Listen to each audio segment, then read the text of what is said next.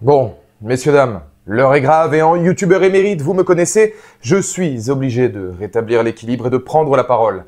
Voici officiellement le plus grand et le plus beau couple de l'histoire de Stranger Things. Allez, viens. Et la saison 4 me l'a plus que confirmé. Voici la plus grande escroquerie de l'histoire de Stranger Things. Nous deux, ça va? Oui. Putain, les frères Duffer, je vous aime beaucoup. La saison 4, elle est géniale. Mais putain, réglez-moi ça pour la saison 5, s'il vous plaît. Steve et Nancy, quoi! Steve et Nancy!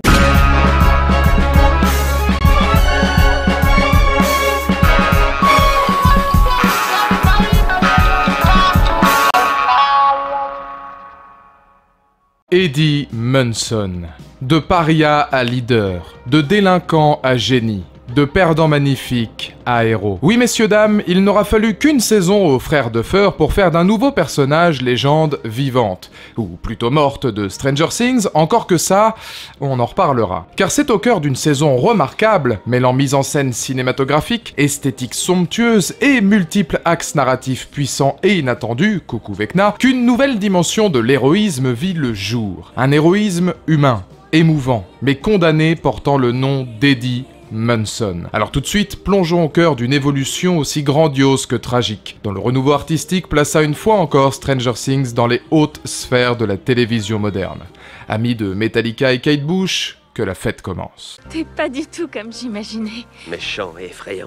Ouais. Avant l'analyse, un peu d'histoire. Qui est Eddie Munson et de quoi son épopée s'inspire-t-elle? Originaire d'Hawkins et musicien non conformiste aux allures de loser, Eddie symbolise la définition du génie incompris. Tacticien hors pair et leader du club Hellfire, expert en donjons et dragons, il n'a que faire de l'opinion des autres, étant avant tout fidèle à sa propre culture et son propre code d'honneur. Particulièrement mature pour son âge malgré ses difficultés scolaires, probablement dues à une vie difficile, le spectateur n'ayant par exemple aucune idée du destin des parents d'Eddie, il est décrit comme jeune vivant dans un mobil-home avec son oncle, amplifiant le mystère autour de lui. C'est donc dès ses premières minutes d'antenne que les frères Duffer présentent personnages aux multiples facettes. Jugé comme monstrueux pour ses goûts musicaux, encore nouveau et incompris au cœur des années 80, tout autant que pour sa passion pour un jeu vu à l'époque comme sataniste. On remarque alors que plusieurs références peuvent donc intervenir quant à l'allure première de Munson, et ce jusqu'au choix de son patronyme. En effet, difficile de ne pas penser qu'en l'ensemble de la population en fera coupable idéal des actes d'Hawkins, au criminel Charles Manson, surnommé le démon d'Hollywood, dont l'appellation rappelle au mystique glauque qu'Hawkins voit en Eddie, et dont le nom se rapproche du sien. Son côté passionné pour la musique métal et gothique étant aussi, potentiellement, clin d'œil à l'un des maîtres de la discipline, Marilyn Manson, dont le nom demeure là aussi plus que similaire. Bon, et alors là, je sais très bien ce que vous allez me dire, ce ne sont que des interprétations.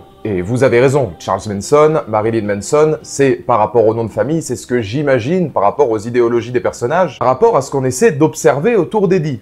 Le fait est que, vous allez voir, il y a une autre histoire dont cette fois Eddie Munson est clairement inspiré. Les frères Duffer en ont parlé.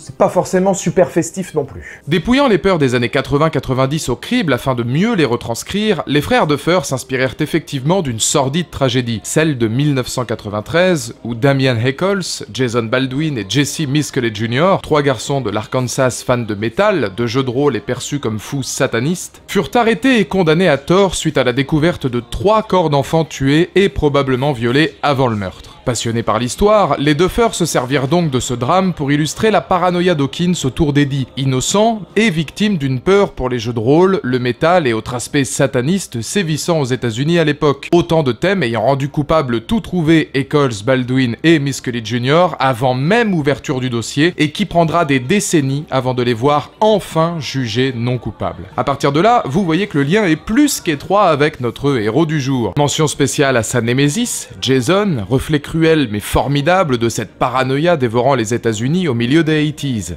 grande satire de ce 4e acte. De par son assurance, son éloquence et sa façon de mener Petite Ville dans sa vendetta, il représentera à l'instar des habitants d'Hawkins à la perfection les peurs et les divagations du monde pour l'inconnu, quitte à les envoyer au bûcher sans aucun véritable jugement ni connaissance. Pour la nouvelle anecdote du jour, sachez que Damien Echols, qui avait quand même été condamné à mort et qui a passé plus d'une décennie en prison, à sa sortie, non seulement a vécu dans l'appartement à New York de Peter Jackson, le Seigneur des Anneaux s'il vous plaît, et est devenu par la suite écrivain, notamment pour des autobiographies ou des œuvres spirituelles.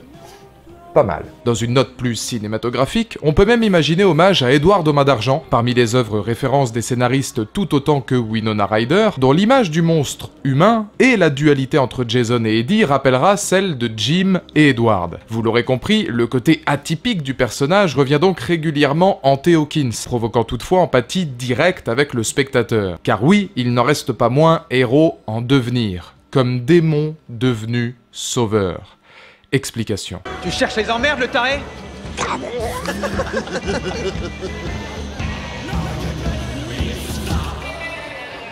Pauvre con.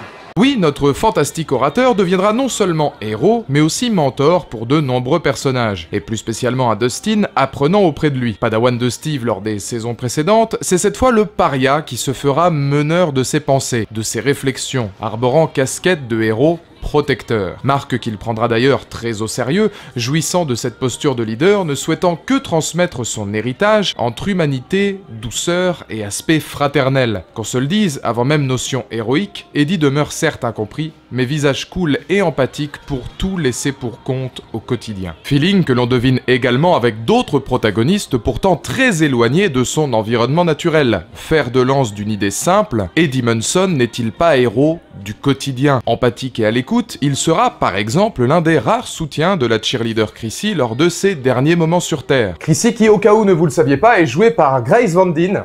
Là déjà, le sourire en dit long, hein, qui est nul autre que la fille de Casper Van Dien, Monsieur Johnny Rico de Starship Troopers dans la vraie vie. Par contre, à un moment donné, quand Johnny Rico disait « Voulez-vous vivre pour toujours, c'est un bon jour pour mourir », bon bah visiblement, Grace Van Dien l'a pris à cœur, hein, puisque son personnage meurt dès la fin du premier épisode. Bon, elle voulait pas décevoir le daron, je pense. Bienvenue chez les francs-tireurs. Chez Rico et ses francs-tireurs. Se confiant à elle, autant que celle-ci verra en Eddie bien plus que le fou présumé, homme capable de la comprendre avec émotion et sensibilité. Voire peut-être même mieux, définition d'un héros humain par excellence, aussi bien dans ses coups d'éclat que dans une fin tragique. Car oui, messieurs dames, ne symbolise-t-il pas le plus terrible des constats? Et si les vrais gentils demeuraient pour toujours condamnés? Pareil pour le concert le plus métal de toute l'histoire des concerts du monde.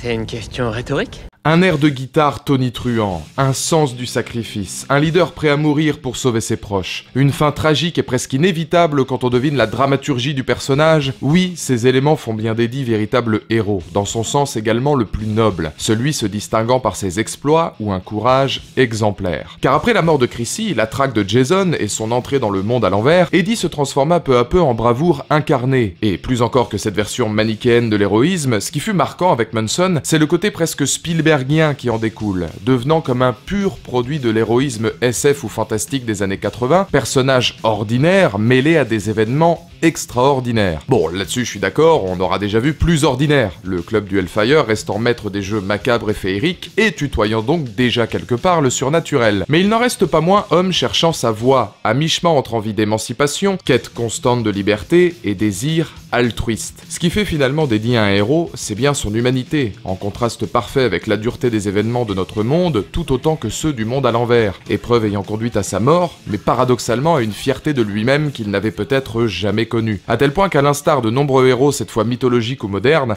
l'idée d'un être condamné fut constamment au-dessus d'Eddie. Cette fois, c'est la bonne Anderson.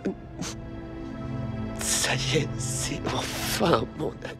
Non, parce que ne faites pas genre que vous ne vous y attendiez pas, je pense que à la mi-saison de Stranger Things, voire même quasiment à la fin des derniers épisodes, on s'attendait vraiment à ce qu'un des protagonistes meure et Eddie était forcément en tête de liste. En tout cas, moi je l'avais prédit relativement rapidement et il faut savoir que les frères Duffer avaient prévu une fin alternative pour lui, mais ils avaient imaginé le personnage comme condamné. Ce qui veut dire que même s'il ne mourait pas dans les limbes et dans ce monde à l'envers, une fin encore plus tragique l'attendait.